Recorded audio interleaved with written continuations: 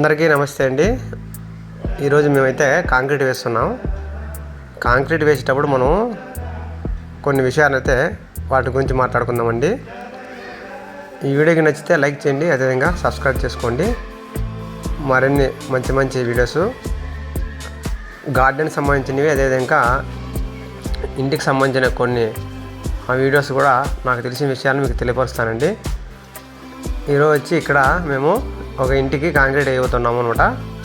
Concrete వేసేటప్పుడు మనము concrete వేయడానికి కొంతమంది ఏం చేస్తారంటే చేతులు సర్వ కట్టుకొని చేతులు సర్వతో గంపలతో మోస్తారనమాట.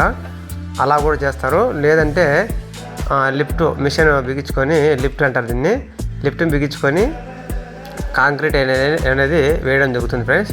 నేనైతే చేతుల సర్వ కంటే లిఫ్ట్ ద్వారానే వేసుకుంటే మనకి త్వరగా పని అనేది త్వరగా అయిపోతుంది అనమాట. చేతుల సర్వ అయితే మనకి ఏమవుతుందంటే సాయంత్రం 4 o'clock వరకు పట్టచ్చు అనమాట. లిఫ్ట్ అయితే మనకి త్వరగా 1 hour 1.5 hourలోనే మా వర్క్ అనేది ఫినిష్ అనేది అయిపోతుంది అనమాట. ఓకే, ఈరోజు అయితే మనం ఇంటికి కాంక్రీట్ వేసేటప్పుడు కొన్ని జాగ్రత్తలు కూడా పాటించాలి. వాటిలో మనం కాంక్రీట్ మిక్సింగ్ అనమాట. కాంక్రీట్ మిక్సింగ్లో మనము ఒక బస్తా సిమెంటు, తర్వాత 7 గంపల కంకర, 6 గంపల ఇసుక అనమాట, శాండ్. సమపాలలో వాటర్ అనేది తగినంత వాటర్ తీసుకొని మిషన్లో కరెక్ట్గా మిక్స్ చేసుకొని మనము కాంక్రీట్ వేసుకున్నట్లయితే కాంక్రీట్ అనేది చాలా గట్టిగా మన్నికి కూడా ఉంటుందండి. అందులో కూడా మనము లీకేజ్ అయ్యాలని ఉంటుంది. మనం సదరాలను బట్టి ఇల్లు వెడల్పును బట్టి మీరు లీకేజ్ అయ్యాలి అనేది వాడండి. ఎక్కువగా వాడకుండా తక్కువ మోతాదులోనే వాడుకోవడానికి ట్రై చేయండి. ఈరోజు అయితే చూడండి, ఇక్కడంతా లిఫ్ట్ బిగిస్తున్నారు, బిగించేశారు. తర్వాత అయితే చెకింగ్ చేస్తున్నారు అనమాట. లిఫ్ట్ వాళ్ళు కరెక్ట్గా ఉందా లేదా అని మిషన్ అమర్చుకొని ఈరోజైతే లిఫ్ట్ ద్వారానే మేము కాంక్రీట్ వేయడానికి మేము ఎన్నుకున్నామండి. చూడండి ఫ్రెండ్స్, మనమైతే కాంక్రీట్ అనేది వేసేటప్పుడు మన సరైన సూచనలు పాటించాలి.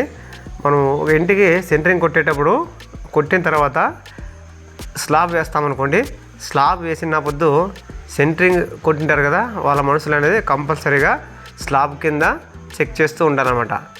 ఈ మిషన్తో నూకే బండితో కంకర వేసినప్పుడు కొన్ని సపోర్ట్ మాన్లు అనేది అక్కడక్కడ కొన్ని లూజ్ అవుతూ కిందికి సెంటరింగ్ అనేది కిందికి డౌన్ అవుతుంటుంది ఫ్రెండ్స్. కావున ఒక సెంటరింగ్కు సంబంధించిన మనిషి అయితే కింద అయితే కంపల్సరీగా చెక్ చేసుకుంటూ అక్కడే ఉండాలన్నమాట.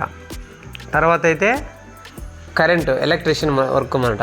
ఎలక్ట్రీషియన్ వర్క్ అయితే కొన్ని మనము పాయింట్లన్నీ ఎక్కడెక్కడ కావాలని చెప్పి ఫ్యాన్ బాక్సులు కానీ A to Z లైన్స్ ఎక్కడెక్కడ వెళ్ళాలని చెప్పేసి ప్రతి ఒక్కటి మనము పెట్టుకుంటాం కదా.